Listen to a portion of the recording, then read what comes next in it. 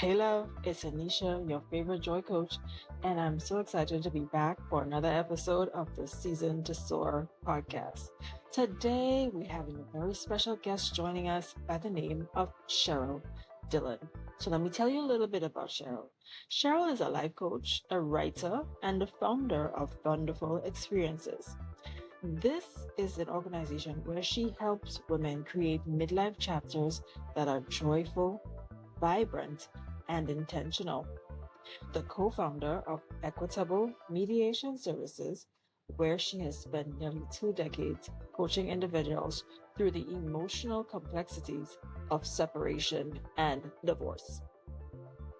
Cheryl rejects the cultural narrative that midlife is a period of decline. She sees it as a season filled with possibility. She believes that becoming your own best friend is a foundation for happiness, and that authenticity, belonging, and self trust are key to thriving in this midlife chapter. Through her Connected Hearts membership, the Uplift newsletter, and her private coaching practice, Cheryl helps women cultivate a renewed sense of self and shape a midlife that feels purposeful, rooted, and beautifully their own. A midlife filled with laughter, meaning, and genuine friendship.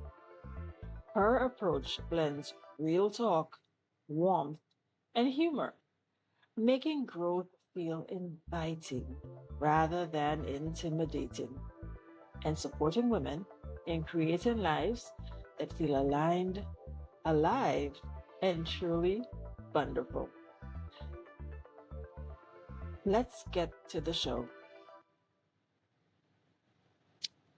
Okay, guys, so I would have told you all so much about this amazing guest, midlife coach that we have joining us to give us more insight on the magic of our midlife. And I would love for her to tell you a little bit more about herself. Cheryl, welcome to the Season to Soar podcast. Thank So you. happy to have you here.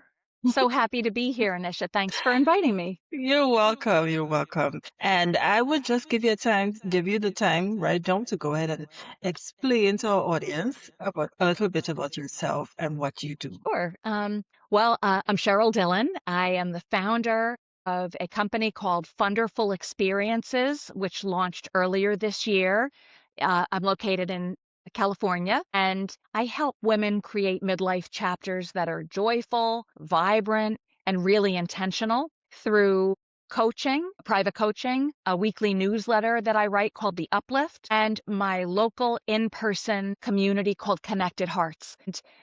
This journey has been, it's been a kind of windy path, but it makes sense where I am right now. I've been experiencing a lot of things in my own midlife, and for the past 17 years, I've worked with my husband and partner in another business that we're still running called Equitable Mediation, and he's a divorce mediator, and I serve as a divorce coach. So I have a lot of years of experience helping people through really significant life transitions. And so it was logical to launch Funderful. It's a little bit more joyful and uplifting than helping people recover from divorce, but I think it's a really a great balance. Yeah. Balance is the word.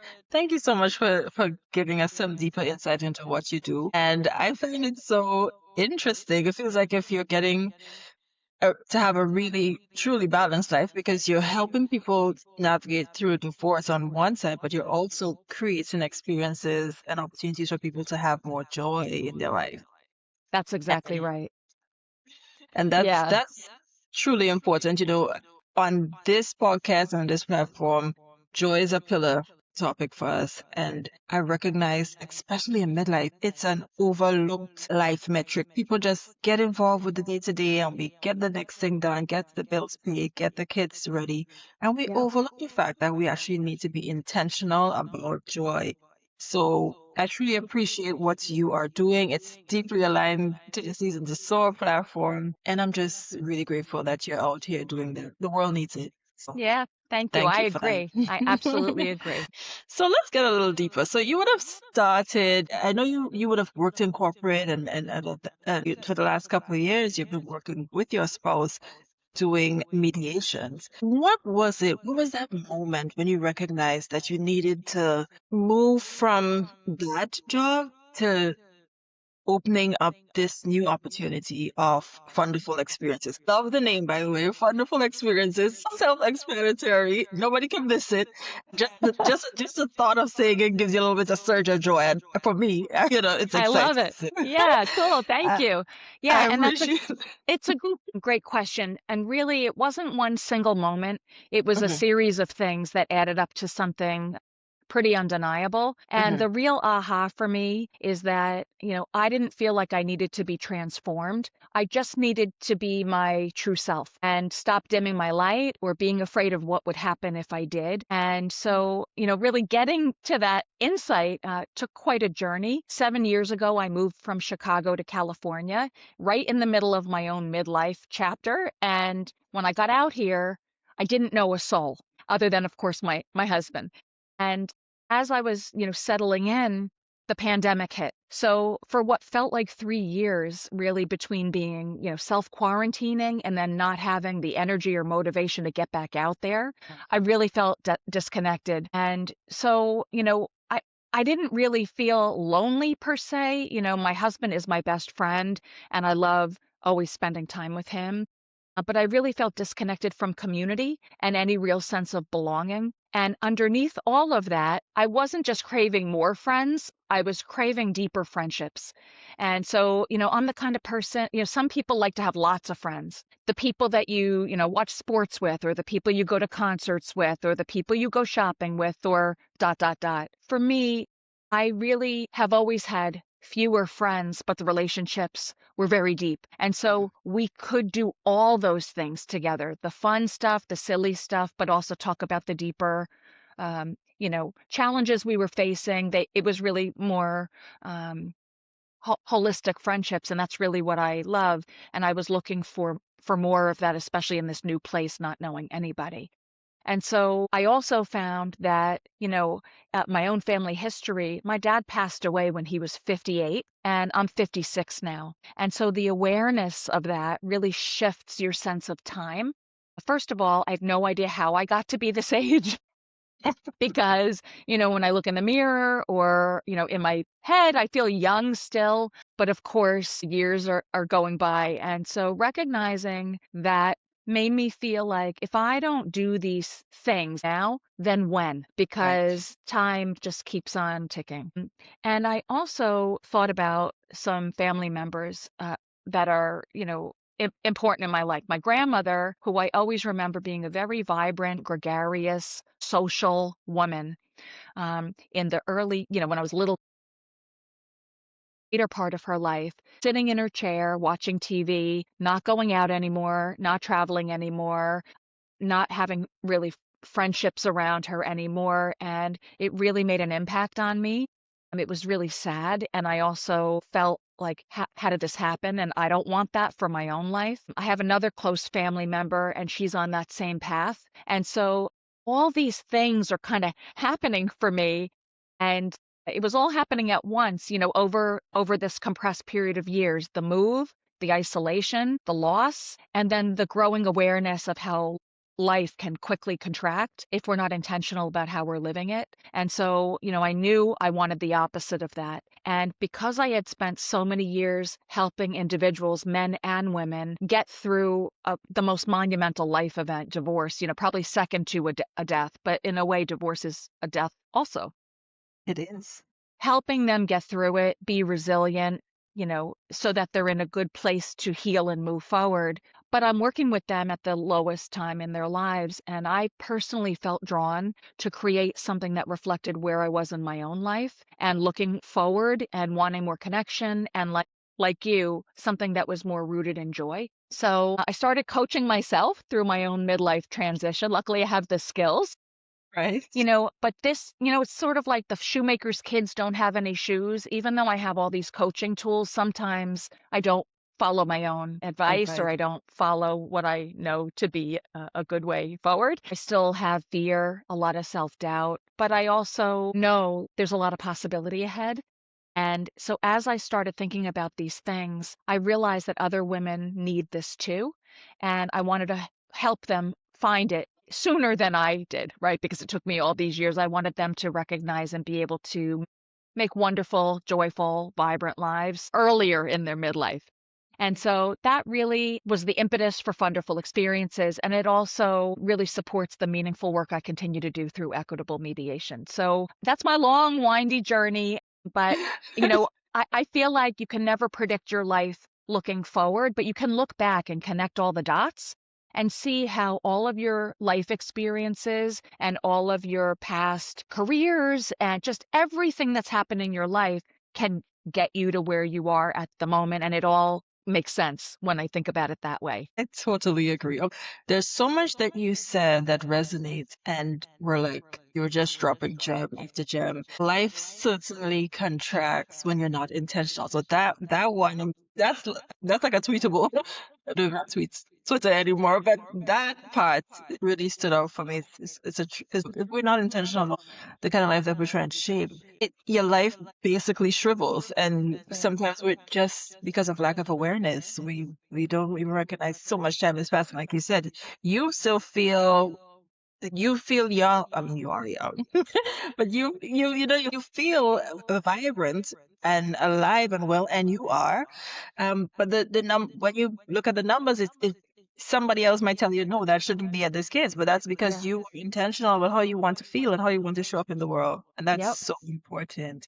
Yeah. And I love that you took your moment, or wilderness moment, from the move, going to a new place, having to go through the process of making new friends. As said, making new friends as an adult can be so intimidating at Yeah. times. But you braved that wilderness and you did that. And not only did you do it, you turned around and you realized, you know what, this is hard. I got through it. I have the skills and everything that I need. Let me help others. And that makes you a brave warrior. So you face the I love wilderness. that I term. know you. I love Renee Brown, and I follow her work closely, and she talks about warriors and how sometimes we are warriors and we don't even recognize that we are. But the fact that you would have gone through the things that you did and turn around and make it something for other people, I believe that gives you a lot of credit. I feel very passionate about how to make your life joyful Hmm. and the things that need to happen, and especially the foundational things. And I Yeah, really believe it's I say being your own best friend.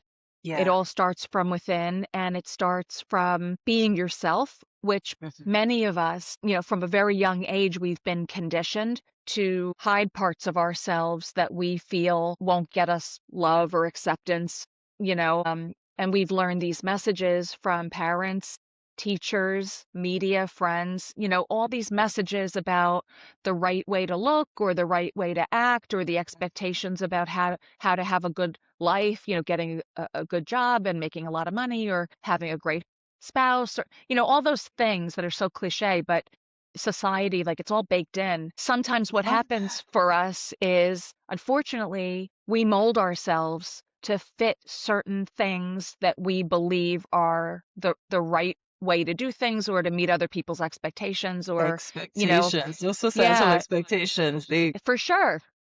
But I feel like now I recognize that the situations and people and experiences that I've attracted to myself over the years, the ones where I would blame them or blame I had a bad boss or I had a husband who cheated on me, which I did.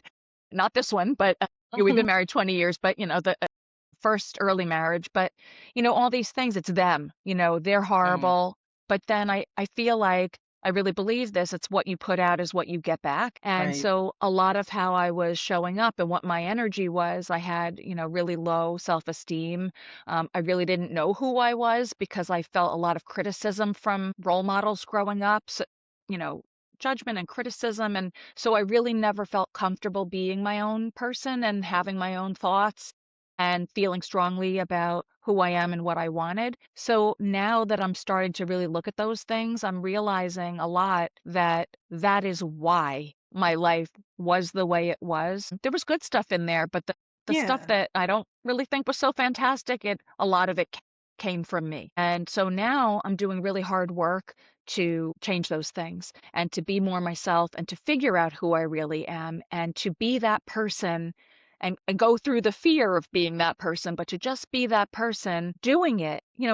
And every day it's work. You have to It's work every day. do it, right? You But have to do the work. I do feel like I've gotten when I do this and I work through this fear and I am showing up as myself, I feel much better.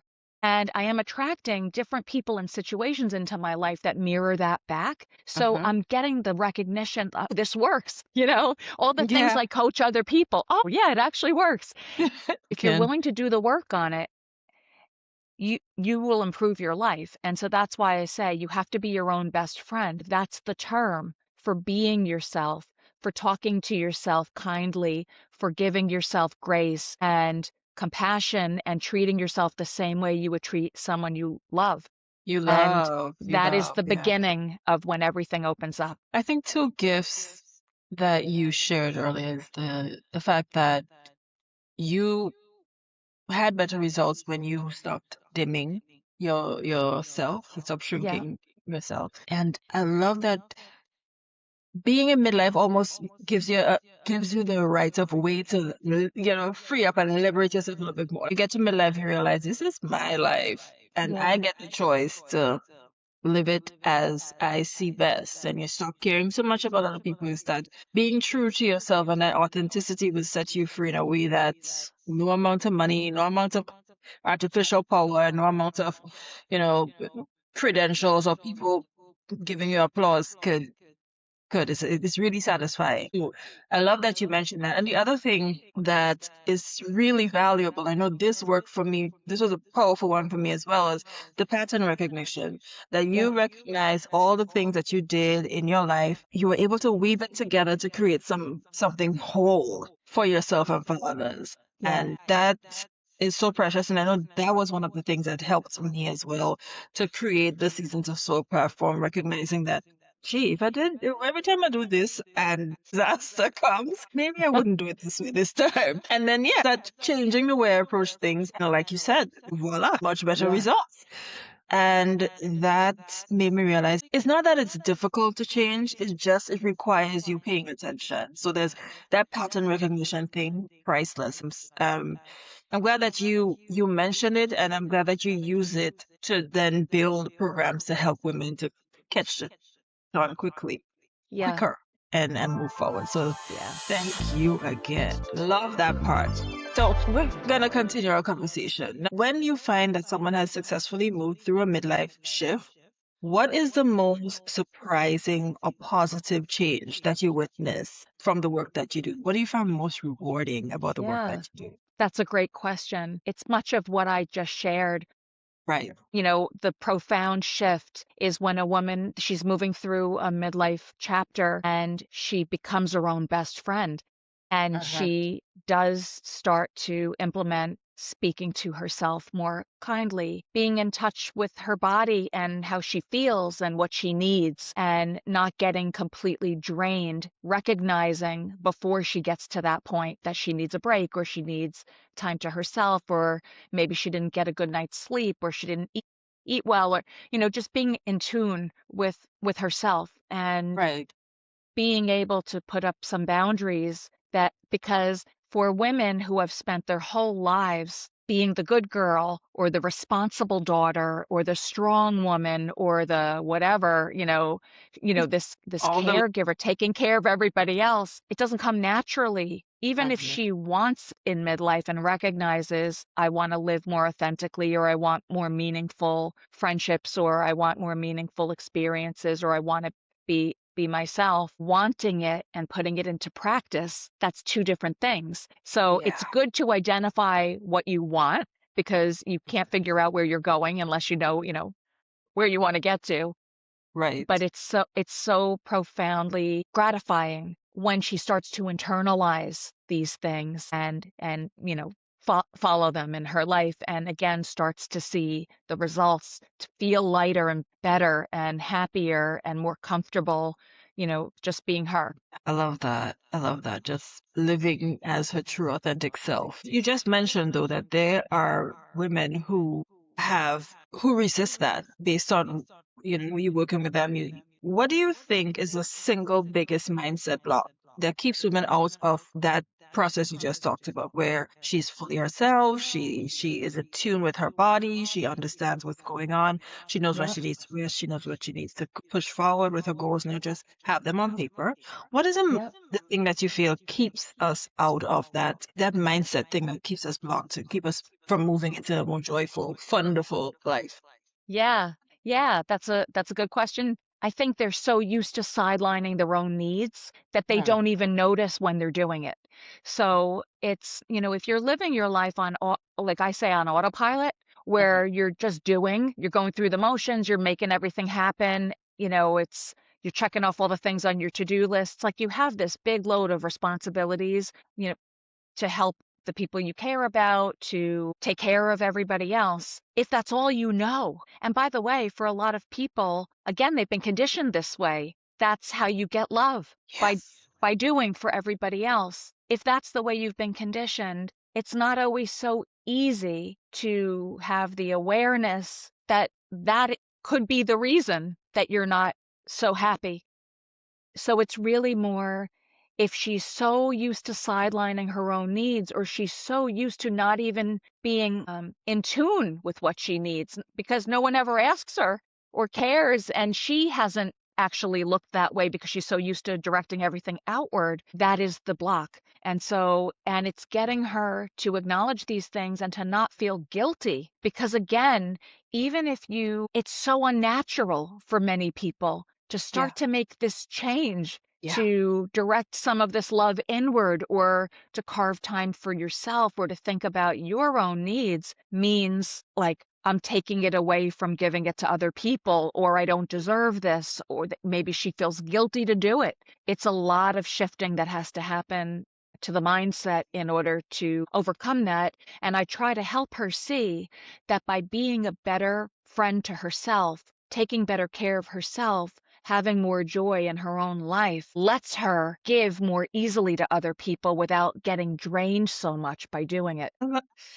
I love what you're saying. It needs to be screamed at a mountaintop for women who have realized you can't just be motivated by joy. You need to be motivated by struggle or shame. Stress is a stronger motivation than just doing something out of joy. And I Yeah, know that there was a point in my life when I would have had to do that. So I would have had my own wilderness period where I recognized that nothing worked. And it's until I took time to revise and pay attention to same pattern recognition and recognize, wait a minute, I could have results, even greater results, if I take some time and do things joyfully. And not, it got to the point where I was almost grudgingly doing the things I need to do. Like, I have to do this too, and I have to do that too. And I recognize this was not a yeah, good way to live.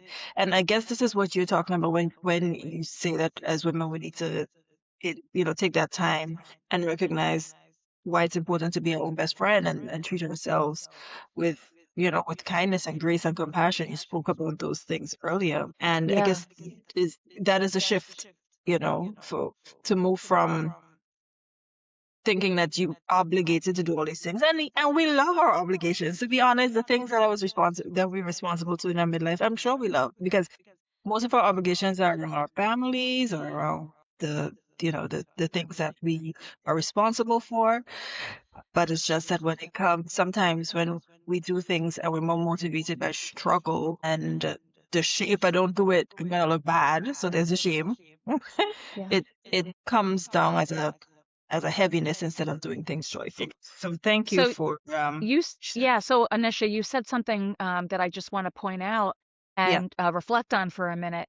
You said all the things she has to do, right? All the Mm-hmm. obligations. So one of the things that we talk about in our Connected Hearts gatherings, and when I Mm-hmm. coach women privately, is that inner narrative and how she talks to herself. When you are coming from have to, I should, I need to, those are all really disempowering. And so it continues to perpetuate feeling bad because you feel like you have no choice but to do these things. You're True. resentful sometimes that you have to do these things. It's terrible. And again, it just feeds that other stuff. So if you're having this inner narrative, it's going to affect how you feel about it, your emotions.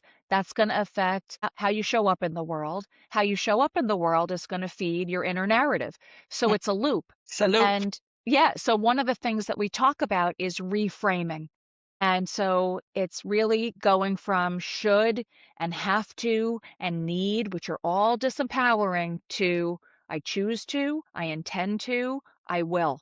Because those words are empowering. When you say, I choose to do the laundry, or I choose to drop what I'm doing because my boss has a deadline, or I choose to exercise because it makes my body healthy, or whatever are those have to's. If you shift the words to choose, intend, I will, that also lifts your energy. And it's this tiny little shift, just changing a word.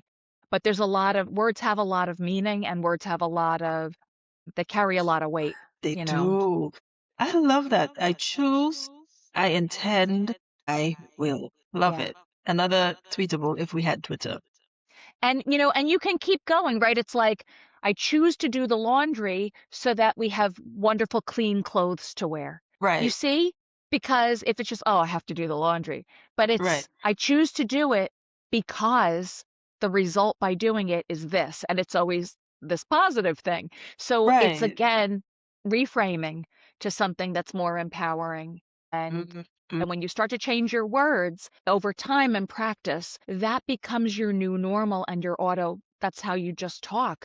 And so these little shifts start to make a big impact on other parts of your life. And other people in your life. That is so validating what you're saying. You know, on this platform, I speak a lot about affirmations. So every Monday morning, I share on Instagram doing an affirmation, basically asking people to speak more life into themselves. So I absolutely agree. I know that what you're saying will work. So I love that you have that as part of your program.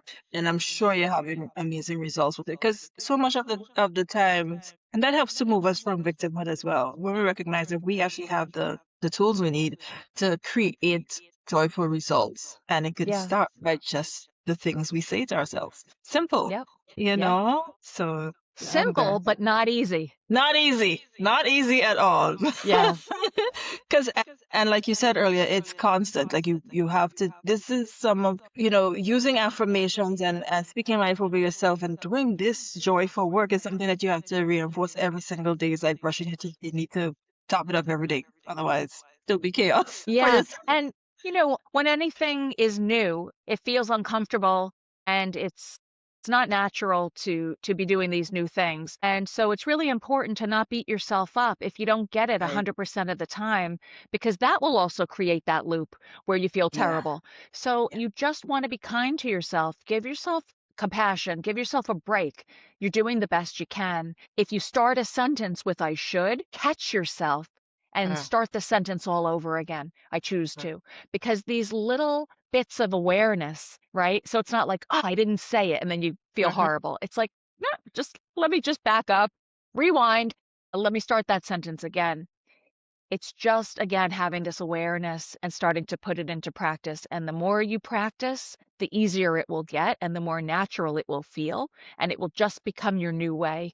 And, that's where the good stuff happens. That's where it happens. Yeah. So speaking of the good stuff, that season to soar, one of our main mantras is joy, serious business, invest in it daily. How do you teach midlife women to transition from viewing joy as a luxury or as a reward into seeing it something at into seeing it as something that is critical, that is actually strategic, and is an asset if we want to get more clarity and if we want to see more meaningful growth in their life. How do we transition that for them? Yeah, it's tough for some people, right? Because you mentioned before, when do we change? When something isn't going well in our lives. We Mhm. don't often wake up and go, I think I'm going to just change everything today.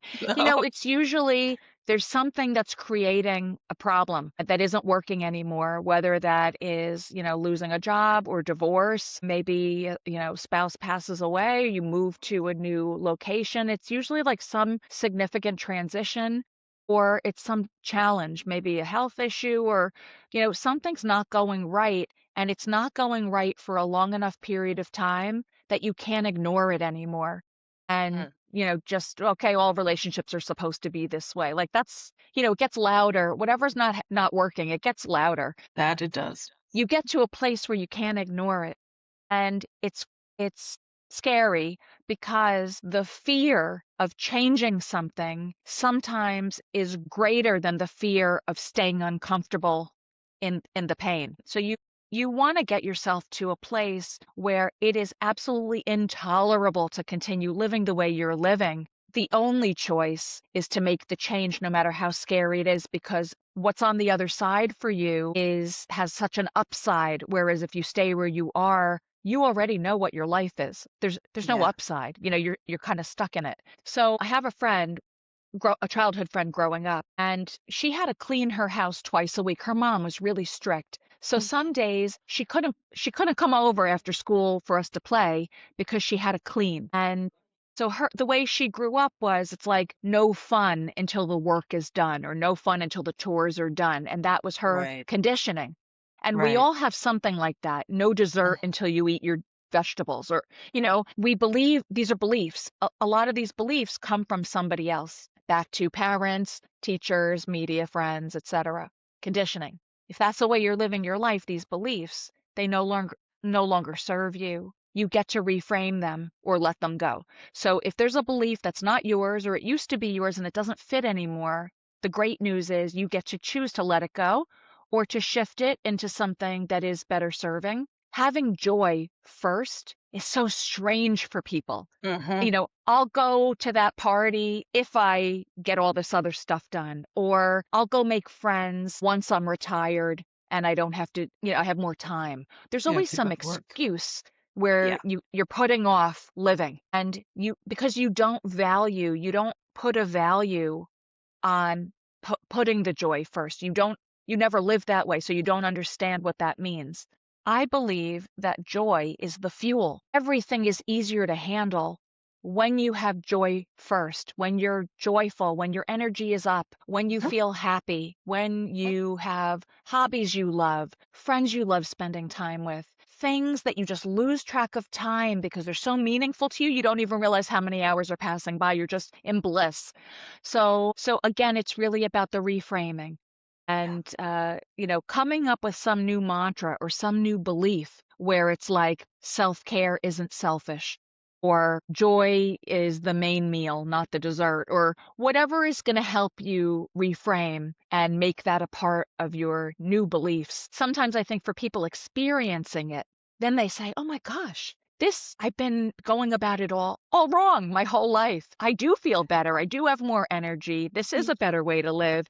But it's really all about having some reason where something currently isn't working and is the impetus to start reevaluating and reflecting on how you're living your life. So I have a fun example of what you just described. I recognize that I wanted to prioritize self-care, but I was doing a lot of the talking and not actually doing the thing. So I'd say self-care Sundays. Sundays would come and I would get caught folding laundry or getting caught up on TV or speaking to a friend, and I never do the things that I wanted to do for self-care. So Yeah. that's some more attention. I'm like, you know what? I need to actually be intentional about this. And being intentional is one of the habits that has helped me to create more joy and more meaningful connections in my life. Like he said, okay, if it's not going to work on a Sunday, what other opportunities that I have?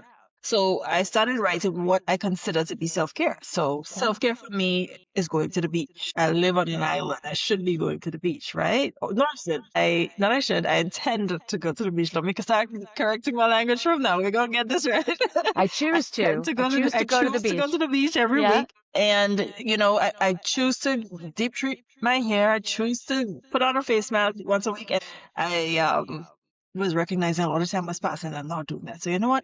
There must be another way. So I realized that I had at least one evening after work that I could make something like that happen. And that's what I did. I chose a day in the week. So Yeah. now my Thursday evenings are straight from work. I go to the beach and I have one mojito or Moscow Mule from the beach bar right there. This is my thing that I do. I just sit on the sand. I look at the sunset. I let myself have that and I Yeah. take a nice dip. And when I'm done, I come home. I do the deep treatment for my hair. I do the face mask and I just consider it that's my self-care Thursday. I made time by being intentional. It's important for us to map Yeah. out the time and for us to pay attention And and you know what? recognize that joy is not a afterthought. That's right. But Yes. even if it's just, I have one woman and she says she just doesn't, she knows in her body when she needs a break and she knows when she needs to honor her own needs. She's living in what she feels is a chaotic environment between adult children who move back home and she's still working full time and her partner and all of those life. She'll stay in the bathroom a little bit longer than she needs to because that's the place where at least she can breathe or listen to an audio book a little bit or just get a little time for herself. So self-care can start quite small. And in fact, those itty bitty little steps are the ones that are easier to build momentum on. And That's a so, fact. right? And so so you want the first step to be a no-brainer. It's so doable that it's almost laughable. Yeah, okay, I can sit in the bathroom 5 more minutes and just breathe. I mean, it might sound ridiculous, but that might be the first step that someone feels they can do. And then you reward yourself. You feel good that you're doing it. And then that builds momentum to do something in addition or to do something else or to stay in there longer, until your family starts banging on the door. But really you want to have these little goals that are very, very easy, no brainer, easy to do, easy to incorporate into your life so that you can build on them. So, Cheryl, you have shared so much valuable information. I know that my audience will find your stance on joy, your thoughts, your ideas, and just your exuberance. Very, very, very enlightening. And I just want to thank you for being with us today. That being said, you spoke about the programs that you offer, you spoke about your newsletter. If there's someone in the audience right now who's ready to get on that Funderful life experience, how can she work with you? Yeah, of course. On my website my website is funderfulexperiences.com, and there is a menu choice for coaching, and I offer a free first call just to have a conversation and discuss what she wants to work on, whether or not we're the right fit for each other, whether or not she likes my approach or my style. So it's like getting to know you. The first call, that's free, and she can schedule that directly on my website. And then if she would like to sign up for the newsletter, the Uplift, in the top right corner of the website is a button for that. It's free. It goes out every Thursday. Okay, wonderful. We'll certainly have that information in the description of this episode, so you don't need to worry. It'll be easy for you to find, Cheryl. And we will also include her handles on Instagram so you guys can connect and see how you could integrate some wonderful advice and experience so that we can continue soaring over here on Season to Soar. All right, Cheryl, thank you again for joining me. I know you're actually very far away, guys. Cheryl is actually in California. We're doing this hours away from each other. I really appreciate that, you would make the time to come on. I'm so thankful that we connected and that you reached out. And I wish you the very best with your platform. I know that you're already touching women's lives, and I pray for the expansion of it because this is something that our world needs now more than ever. Agreed. Just the ability to recognize joy and to pursue it intentionally. So I'm looking forward to see the great things that you do, and thank you for what you're doing so far. And we'll be in touch. And of course, I'll be sharing all of your contacts for my listeners to be able to work with you if they want to. Thank you so much. That's great. Yeah, thank you. And I love the work you're doing too. It's lovely that it doesn't matter where you are in the world. There's a lot of really wonderful, like-minded women all, on the same path with a lot of similar messages. It makes you feel that you're also part of a community. Yes. So it's wonderful. Yeah, it was great to be here and great to get to know you. Yes, thank you so much. I agree. It is wonderful. Or should I say it's wonderful? It is wonderful. I mean, you could use that word everywhere. So, feel free. I'm here for it. Thank you so much, Cheryl. All right, guys. So be sure to tune in to next week's episode. We have a lot more information around joy, or connection, and around inspired action. And I will see you all next week. Remember, your joy is serious business. Invest in it every day. Bye.